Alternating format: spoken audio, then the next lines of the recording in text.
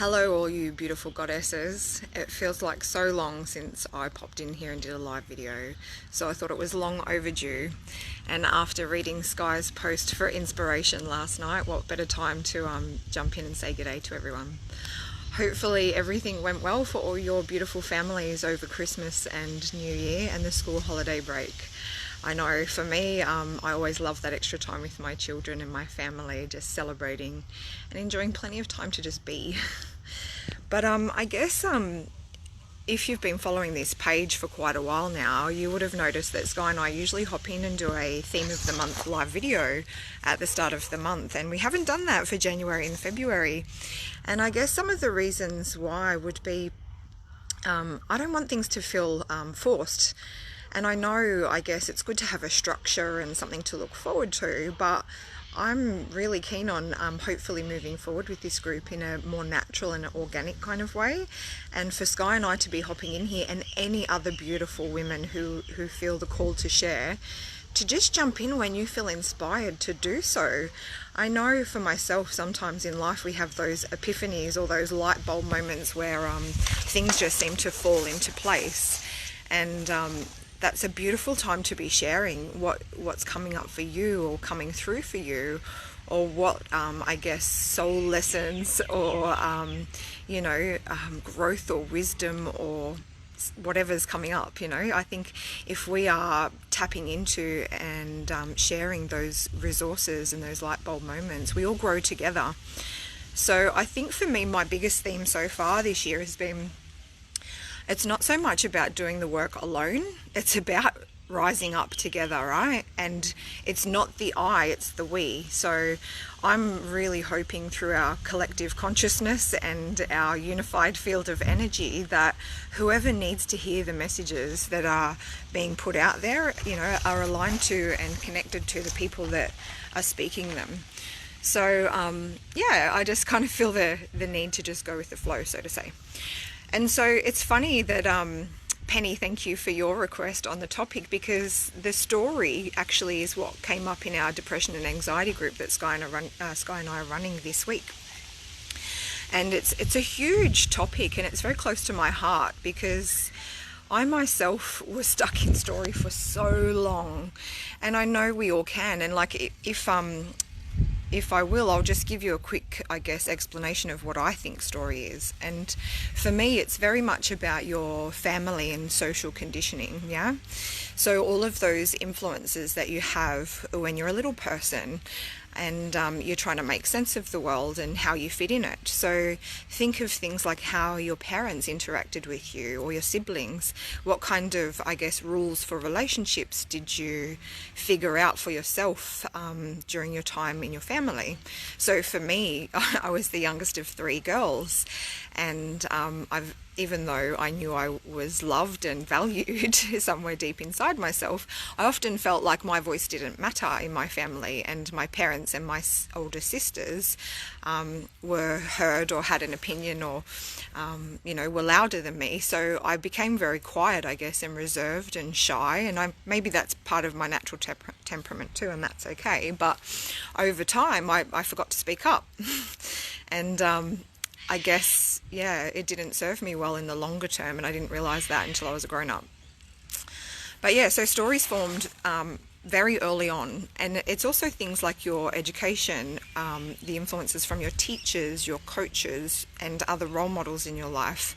Maybe it's coming and being formed from the culture that your family is, or the religion that they choose. And even just the era that you're growing up in, yeah? So all of these things shape us and contribute to forming a story, like a picture or an image in our mind of who we think we are. And 9 times out of 10, it's incorrect. It's not actually who we are at our core. And I guess the cost of allowing this story to, form and shape your world is that you get this disconnected feeling or this separation from yourself.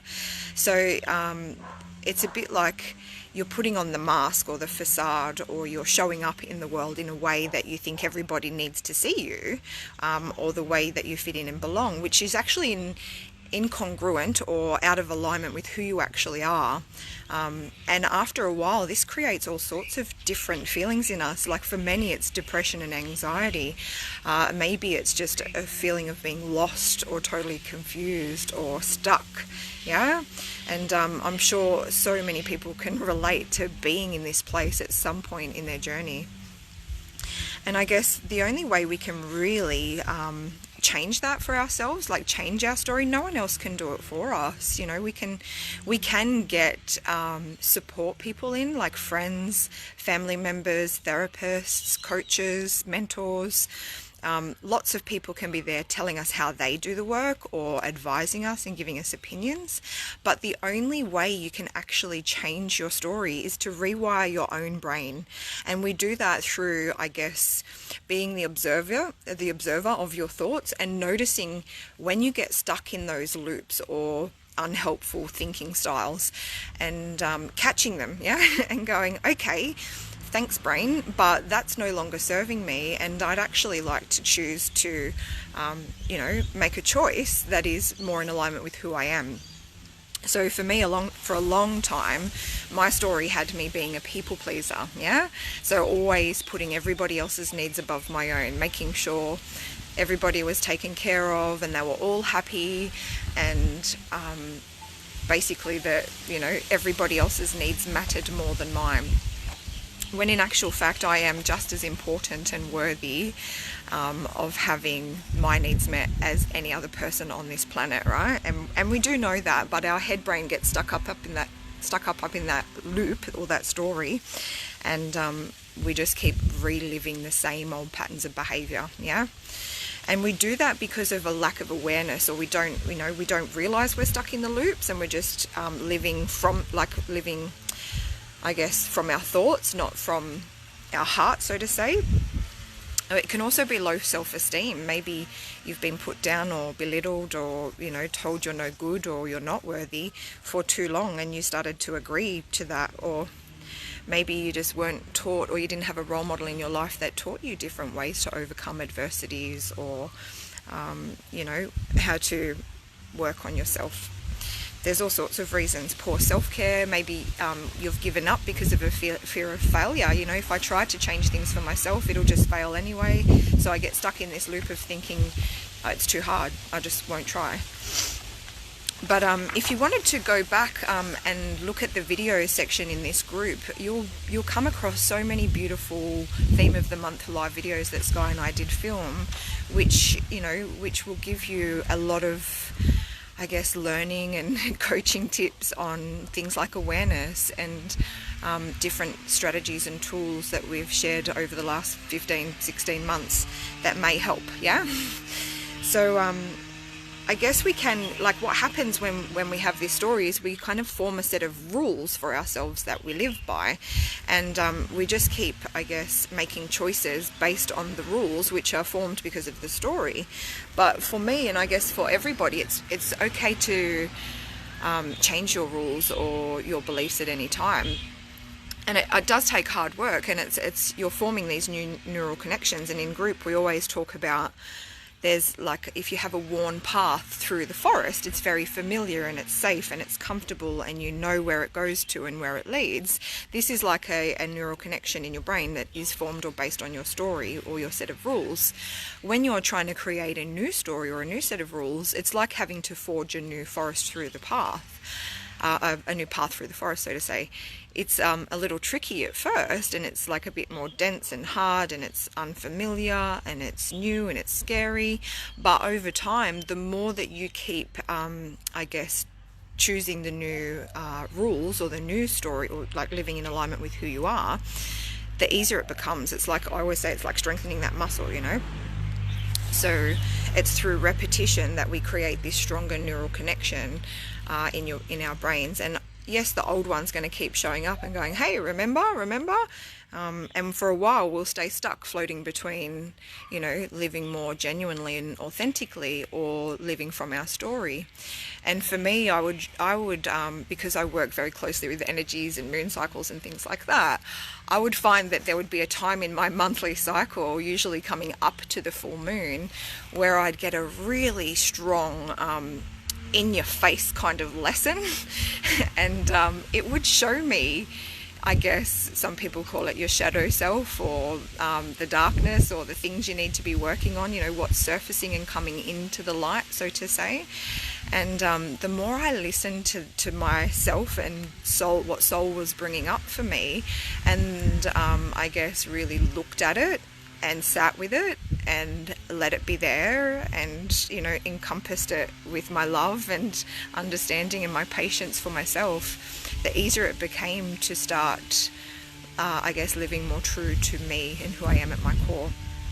And but it takes a lot of, I guess, love and compassion for self. And for me, for a long time, I didn't have that. You might have heard me talk snippets before about my marriage was very toxic. I was in a power and control relationship, and for a long time I lost myself, handed my power over to my husband, and was the people pleaser and the doormat.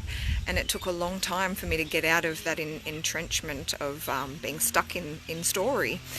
And when I think the biggest change for me, hey beautiful Emma, thanks for joining me, the biggest changing or turning point for me was when I really focused on self-care, and I stopped putting everybody else's needs first and started listening to and honouring my needs myself, because I kind of figured, it's not his responsibility to make me happy.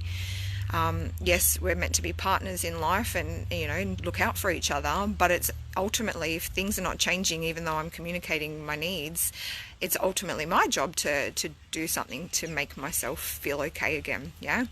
And so I went on this huge journey of self-discovery, like I've talked about before, and I just I married myself when I separated from him, and I just committed wholeheartedly to nourishing and fulfilling myself in any which way that I could. And so that gave me this big opportunity to rebuild and heal and repair the things that I'd been through. And I grew in my connection with myself so fiercely that it was kind of like an example for other people, that they can do it too. And so I guess that's what I'm try to say today too. Like if I can do it, this small little person who felt unseen and like unimportant, and like everybody else's needs mattered way more than mine, if I can turn that on its head simply through listening to myself and tuning into me and honouring and nurturing myself, then you can do it too. It's possible for anybody to change their story. And if it is that you need some advice or encouragement or an idea of how to go about that, reach out in this space. Remember, it's our safe space for women, yeah? And maybe someone's been through a similar story that you're caught up in. Maybe they can give you some beautiful wisdom that they learned on the way that then could be part of your healing journey. And this is how we rise together, because we always say vulnerability is our greatest strength. We love Brené Brown, right? But how are we going to ever, I guess, come into our fullness and allow ourselves to be seen and heard in all of our vulnerability unless we start connecting through vulnerable things, So I'm letting go of my don't be seen story that I used to be stuck in. I'm feeling a lot more confident these days in showing up live and letting you see me. So you might not want to do a live video, but even just sharing a post, a snippet of your story or what you're stuck in at the moment. Maybe there's some beautiful goddesses in this tribe who can relate, or who can see parts of themselves in you, who then may be able to go throw a line or a hand and go, you know what, I've been there. I know how it feels. Okay, we're all here together in this. Let's just lean on, hey Shannon, lean on and support one another, give a bit of love, a bit of understanding, a bit of compassion, some encouragement, some words of wisdom, something to inspire them, or just be able to sit in those uncomfortable spaces and not be on your own, yeah? Because anxiety and depression can be so isolating, and so can being stuck up in our trauma memories or triggers. So hopefully that kind of explains a little bit about what our story is and how we can get stuck in it at times, and a little bit of my own personal, I guess, story to help you, I guess, maybe observe and notice yours a little easier and feel a lot more comfortable in being able to speak about it. Because for me, my greatest healing has always been through the sharing of my story, and I've previously chosen to do that only with my safe people in my safe environments, and I guess doing it here shows you that you beautiful goddesses are all my safe people and my safe environment too. Because if I'm coming from a place of love and connection and belonging, then I'm sure I'll be received in that as well. So much love to everybody. And yeah, let's just keep these conversations alive and going, okay? Let's let our group unfold a little more organically. And if you feel inspired to share and show up, please do so. I would love to see you and honor you and just hear you in whatever it is you're going through too. Okay, everybody, have a great day, and I'll talk to you soon. Bye.